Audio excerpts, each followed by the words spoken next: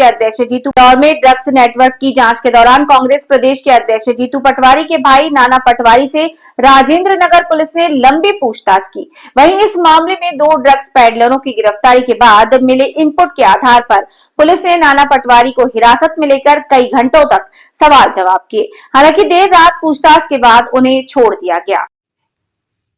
शादी सिर्फ 2 लोगों का नहीं बल्कि 2 परिवारों का मिलन होती है। वहीं इंदौर में 12 जुलाई को होने वाली ये विवाह समाज को एक नई सोच भी देने जा रहा है। वहीं इंदौर के उद्योगपति और समाजसेवी अक्षय जैन ने अपने पुत्र पार्थ जैन के विवाह को पूरी तरह सादगी और जैन परंपराओं के अनुरूप आयोजित करने का निर्णय लिया। वहीं इस विवाह समारोह में न बैंड बाजा होगा, न भव्य सजावट और न ही किसी तरह का दिखावा। इस जैन परिवार ने विवाह में केवल करीबी रिश्तेदारों और परिजनों को आमंत्रित किया है। सभी धार्मिक अनुष्ठान नवकार महामंत्र और मंगलाचरण के बीच जैन रीति रिवाजों के अनुसार संपन्न होंगे। वहीं इस विवाह की सबसे खास बात और बड़ी बात यह है कि शादी समारोह में आने वाले मेहमानों से किसी भी तरह का उपहार, लिफाफा या भेंट लाने से मना कर दिया गया है। वहीं इस जैन परिवार का कहना है कि नव दंपत्ति के लिए सबसे बड़ा उपहार अपनों का प्यार और बड़ों का आशीर्वाद है।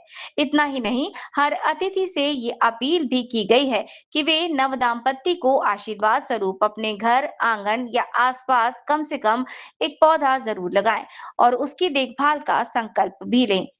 वहीं इस नई पहल के जरिए विवाह को पर्यावरण संरक्षण के जन अभियान से भी जोड़ा गया है।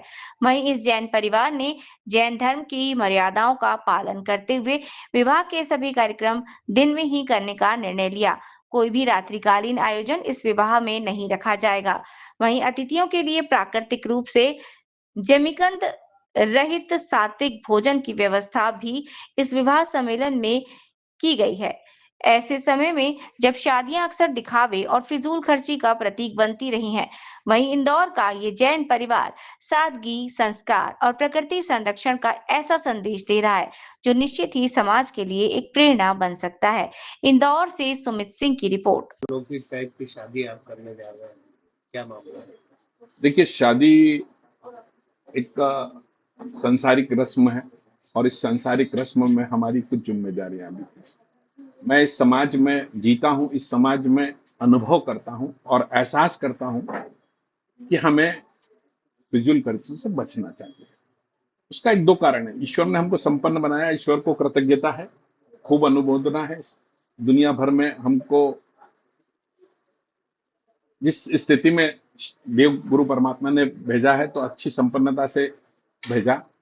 हम एक अच्छे परिवार से आते हैं, ये भी अच्छी बात होती है, लेकिन हम ये नहीं चाहते कि कोई हमारी शादी को बहुत आडंबरों को देख के प्रतिस्पर्धा में खुद कर्जे में शादी कर ले। मेरा ऐसा मानना है कि ये सब चीजें होती आई है।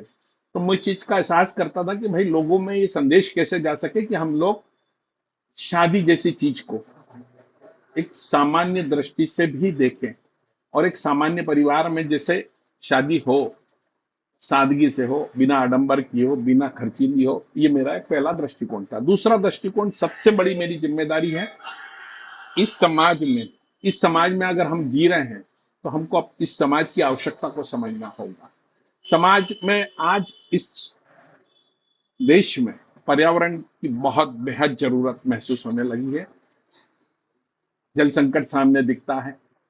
अगर पौधे नहीं होंगे तो हम जल संचय भी नहीं कर सकते हैं। तो हमें ऐसा लगा कि हमने इसको करना चाहिए। प्रधानमंत्री के संदेश का एक छोटा सा हिस्सा मेरे दिल में गहराई से उतर गया और मैंने ये समझा कि शादी को जो भी मेहमान आए, उन मेहमानों से मैंने आग्रह किया, पत्रिका में अपने यहाँ से अनुरोध किया है कि आप कोई उपहार मत लाएं।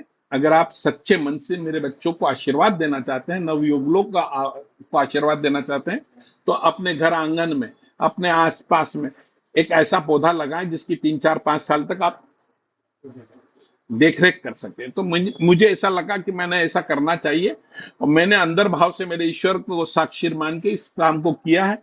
सफलता की कोई उम्मीद मैंने जीवन में ऐसे ही नहीं की कि मुझे इसमें कोई सफल होना है। अच्छा प्रयास कर सकूं, ये मेरी पहली प्राथमिकता थी। उसी आधार पर मैंने इस काम को किया। कोई ऐसा सोच के नहीं किया कि इससे कोई मुझे लोकप्रियता हासिल करना, ना। मेरा पहला उद्देश्य ये है कि पर्यावरण बचना चाहिए, पर्यावरण संरक्षित होना चाहिए। इस उद्देश्य से मैंने किया। तीसरा, मैं जिस धर्म को का अनुयायी हूं, वो जैन धर्म हमें यह सिखाता है कि जैनत्व की रक्षा होना चाहिए। जो जिस समाज में होता है उस समाज का आहार रखता है। किसी धर्म विशेष के समाज में जाओगे तो उसका आहार उसके लिए महत्वपूर्ण होता है। तो मुझे ऐसा लगता है कि मैं जैन समाज में हूं तो मैंने जमीकंद रहित भोजन की व्यवस्था अपने लोगों के लिए की है। मैंने सीमित दायरे में इस काम को करके दिखाना था, इसलिए मैंने ये सब चीज की है। ये कहीं भी मेरा पब्लिसिटी स्टैंड नहीं है, लोग कुछ भी समझे इस चीज को, पर मेरा अंतर्मन मेरे ईश्वर के साथ था। क्या को मानते हुए ये काम को किया है। ये मेरे बेटे का विवाह एक मेरा निजी था, लेकिन मैं इससे संदेश ये देना चाहता हूं कि पर्यावरण संरक्षित करने में हम सबकी भागीदारी होना चाहिए। आज एक और जहां लोग पेड़ काट रहे हैं, तेजी से पेड़ कटाई हो रही है, गर्मी बढ़ रही है, उसको लेके लोगों को आप क्या संदेश देना? बेहद बेहद बड़ा पाप कर रहे हैं। पौधा काटना मतलब अपने वंश को काटने के बराबर माना है मैंने। तो मेरा ऐसा मानना है कि इस चीज के लिए हमें कई पश्चाताप बाद में करना पड़ेगा। इससे पहले हम उन पौधों को रोपें, पौधों को लाएं, तो हमारी संतान भविष्य हमारे बच्चों का रहेगा। इस बात का ध्यान रखते हुए हमें काम करना चाहिए। आपका अक्षय जैन, मैं इंदौर में गारमेंट्स व्यवसायी हूँ और सामाजिक तौर पर अपनी सेवाएं देता हूँ।